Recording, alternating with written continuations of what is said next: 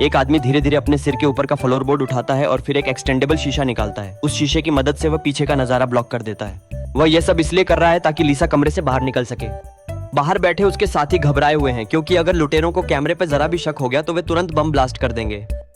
Mic शीशे का सहारा लेकर धीरे धीरे आगे बढ़ता है, लेकिन अचानक उसका एक पैर कैमरे में नजर आ जाता है। तभी उसके साथी उसे तुरंत चेतावनी देते हैं और माइक झट से पैर पीछे खींच लेता है। अब माइक सफलतापूर्वक कैमरे के ब्लाइंड स्पॉट में पहुंच चुका है और लुटेरों को कुछ भी गड़बड़ महसूस नहीं हुआ। बम फटने में अब सिर्फ 10 मिनट बचे हैं।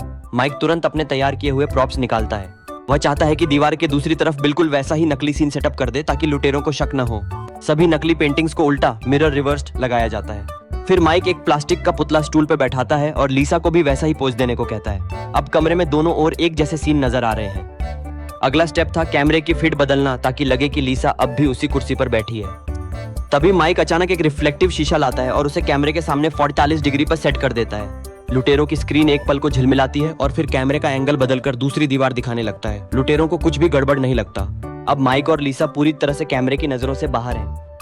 दोनों वापस उसी सुरंग से रेंगते हुए निकलते हैं जिससे आए थे। बम फटने में अब सिर्फ 8 मिनट बाकी है, लेकिन माइक के साथी अभी भी कीमती पेंटिंग्स बचाना चाहते हैं। वे दौड़ पड़ते हैं, तभी लुटेरों का कॉल आ जाता है। साथी बहाना बनाकर उन्हें उलझाता है और इशारे से बाकी सबको बाहर निकलने को कहता है।